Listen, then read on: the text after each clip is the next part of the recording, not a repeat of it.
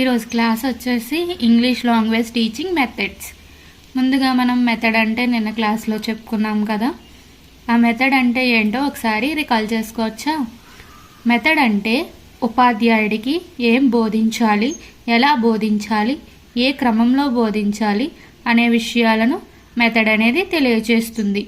Method యొక్క ధ్యానం కలిగి ఉంటే ఉపాధ్యాయుడికి ఏ లెసన్ అయినా ఈజీగా పిల్లలకి అర్థమయ్యేలాగా చెప్పగలుగుతాడు. ఓకేనా? నెక్స్ట్ మనము ఇక్కడ మెథడ్స్ గురించి తెలుసుకుందాం. పాపులర్ అయిన మెథడ్స్ అన్నమాట. చాలా మెథడ్స్ ఉన్నాయి, అందులో పాపులర్ అయిన మెథడ్స్ కొన్ని చూద్దాం. First grammar translation method. Grammar translation method అంటే ముందుగా రూల్స్ చెప్తారు, గ్రామర్ రూల్స్ అనేవి చెప్తారు.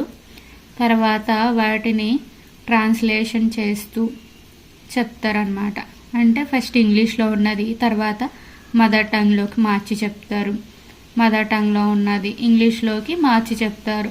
ఇలాగా ట్రాన్స్లేషన్ చేస్తూ గ్రామర్ రూల్స్ని ట్రాన్స్లేషన్ చేస్తూ బోధించడం అనేది జరుగుతుంది. అందుకనే గ్రామర్ రూల్స్ ప్లస్ ట్రాన్స్లేషన్, బాగా గుర్తుండడానికి గ్రామర్ రూల్స్ ప్లస్ ట్రాన్స్లేషన్. ఓకేనా? ఇందులో ఏం చేస్తారు? ఫస్ట్ గ్రామర్ రూల్స్ చెప్తారు, తర్వాత దాన్ని ట్రాన్స్లేషన్ అనేది చేస్తారు. ఇందులో మెయిన్గా వేటిపై దృష్టి సాధిస్తారంటే చదవడం రాయడంపై. అంటే రీడింగు రైటింగ్ పై ఎక్కువ దృష్టి సాధిస్తారు. స్పీకింగ్ లిజనింగ్ పై ఎక్కువ దృష్టి సాధించరు, వాటికి ఎక్కువ ప్రాధాన్యత అనేది ఇవ్వరు ఈ మెథడ్లో. ఓకేనా? Next direct method. English is taught directly without using the mother tongue. Direct మెథడ్లో ఏం చేస్తారు? ఓన్లీ ఇంగ్లీష్ టు ఇంగ్లీషే చెప్తారు క్లాస్ అనేది. ట్రాన్స్లేషన్ అనేది ఉండదు. గ్రామర్ ట్రాన్స్లేషన్స్ లాగా మెథడ్ లాగా ట్రాన్స్లేషన్ అనేది చెయ్యరు. ఓకేనా? ఇంగ్లీష్ టు ఇంగ్లీష్ ప్రతిదీ కూడా ఇంగ్లీష్లోనే చెప్తారు, ఇంగ్లీష్కే ప్రాధాన్యత ఇస్తారు, తెలుగుకి ప్రాధాన్యత అనేది ఇవ్వరు. దీంట్లో ఏమేమి స్కిల్స్ డెవలప్ అవుతాయంటే లిజనింగ్ స్కిల్స్, స్పీకింగ్ స్కిల్స్ ఎక్కువ ప్రాధాన్యత ఇస్తారు. అందుకనే ఇవి డెవలప్ బాగా అవుతాయి. ఓకేనా? Next bilingual method uses both English and the mother tongue. Bilingual method, ఈ మెథడ్లో ఏం చేస్తారంట?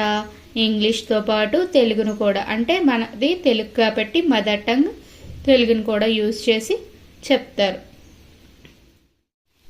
ఆడియోలింగ్వల్ method learning through listening, speaking and drills.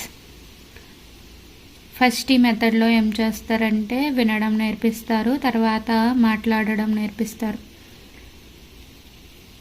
పదే పదే డ్రిల్స్ అంటే పునరావృతం చేయిస్తారు, అభ్యాసం అనేది మళ్ళీ మళ్ళీ చేయిస్తారనమాట. ఆడియోలింగ్వల్ మెథడ్లో ఎక్కువ ప్రాధాన్యత దేనికి ఉంటుందంటే ప్రొనౌన్సియేషన్, ఉచ్చారణకి ఎక్కువ ప్రాధాన్యత అనేది ఉంటుంది. ఓకేనా? Next silent way method. Teacher speaks very little, student discover the language.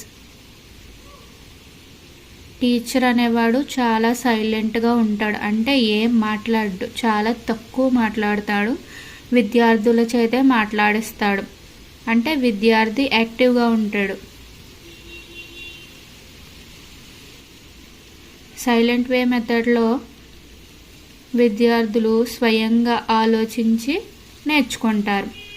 ఉపాధ్యాయుడు ఎలా ఉంటాడంటే మార్గదర్శిగా మాత్రమే ఉంటాడు. సజెస్టోపీడియా method uses music and A relaxed environment for learning. ప్రశాంతమైన వాతావరణంలో బోధిస్తారు. రిలాక్స్డ్ ఎన్విరాన్మెంట్ కాబట్టి ప్రశాంతమైన వాతావరణంలో నేర్పిస్తారు. ఎలాంటి ఒత్తిడి లేకుండా సంగీతం ఉపయోగించి మ్యూజిక్ యూజ్ చేస్తూ నేర్పిస్తారు.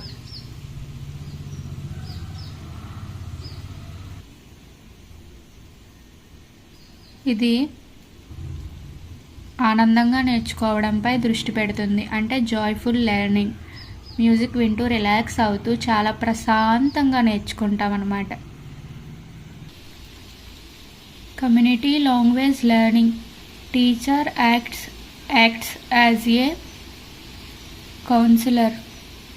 Students learn cooperatively. అంటే ఉపాధ్యాయుడు సలహాదారుడిగా ఉంటాడు, కౌన్సిలర్గా ఉంటాడు టీచర్ అనేవాడు. విద్యార్థి ఏం చేస్తాడంటే చర్చిస్తూ అంటే డిస్కస్ చేస్తూ నేర్చుకుంటాడు. కోఆపరేట్ చేస్తూ డిస్కస్ చేస్తూ నేర్చుకుంటాడు. ఓకేనా? The physical response. Learning through acts and comments. ఉపాధ్యాయుడు ఆదేశాలు ఇస్తాడు, విద్యార్థి అనేవాడు ఏం చేస్తాడంటే ఆ ఆదేశాలను ఫాలో అవుతాడు, కమెంట్స్ని ఫాలో అవుతాడు. ఫర్ ఎగ్జాంపుల్ ఏంటంటే ఓపెన్ యువర్ బుక్ అన్నప్పుడు ఉపాధ్యాయుడు విద్యార్థి ఏం చేస్తాడు, బుక్ ఓపెన్ చేస్తాడు. అలా అన్నమాట.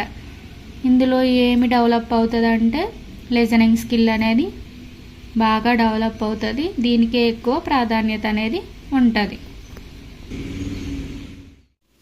Communicative language teaching focuses on communication and fluency.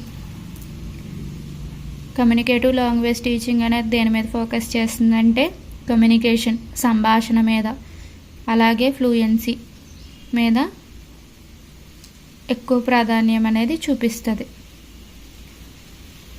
విద్యార్థులు ఒకరితో ఒకరు మాట్లాడేలా ప్రోత్సహిస్తుంది ఈ మెథడ్ అనేది. అలాగే ఫ్లూయెన్సీకి ఎక్కువ ప్రాధాన్యత ఇస్తుంది, అలాగే యాక్యురసీకి తక్కువ ప్రాధాన్యత ఇస్తుంది. ఎందుకంటే ఇది ఓన్లీ కమ్యూనికేషన్ మీదే ఫోకస్ అనేది పెడుతుంది కాబట్టి. దీని ప్రధాన లక్ష్యం ఏంటంటే కమ్యూనికేషన్, సంభాషించడం, విద్యార్థులు ఒకరితో ఒకరికి మాట్లాడుకునేలాగా ప్రోత్సహిస్తుంది. ఓకేనా?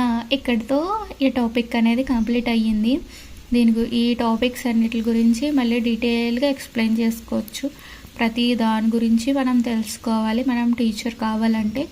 సో వీటిల్లో నుంచి కూడా బిట్స్ అనేవి వస్తుంది, అందుకని ప్రతిదీ కూడా నేర్చుకోవచ్చు.